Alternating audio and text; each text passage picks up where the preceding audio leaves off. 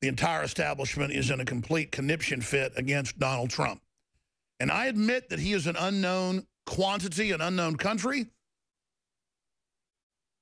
when it comes to a political track record.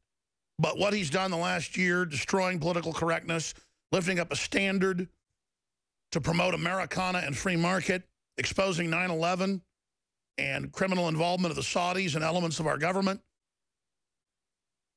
calling for the audit of the private run-for-profit Federal Reserve.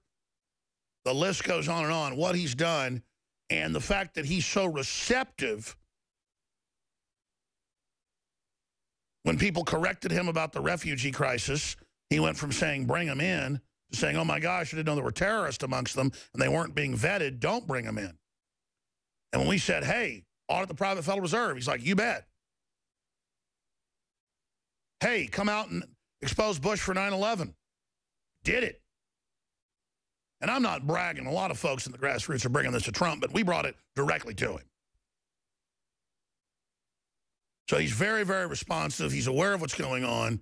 And according to people that have known him for 40 years, he does not like the New World Order. And here's the deal. Roger Stone is going to be in studio for an hour and a half on Friday. He's coming to Austin to be on the show. We're bringing him down here from New York.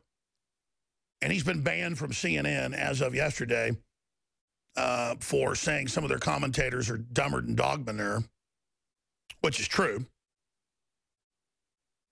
But really, it's because he's such an effective Trump supporter. But if they can ban Stone for that, they can ban anything. And the fact is that they say they're banning someone. We all know that I've basically been banned from Fox and CNN, and I don't even really care. Most of the time, I wouldn't even return their phone calls back when they wanted me on all the time.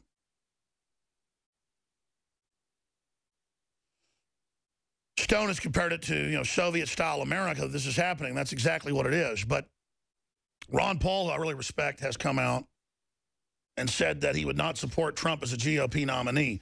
Paul doesn't support the other mainline Republicans if he doesn't win the nomination the last 2 times he ran, because he's a purist. And I respect that from a purist. If you want to know where I'm coming from, I'm a purist, but I'm also a military political strategist. I've studied it. I know truth's the ultimate weapon. That's what I stand with. There are a lot of dirty tricks we could play. We could join the dark side. We don't use that. We use the truth. So I'll be completely truthful with you.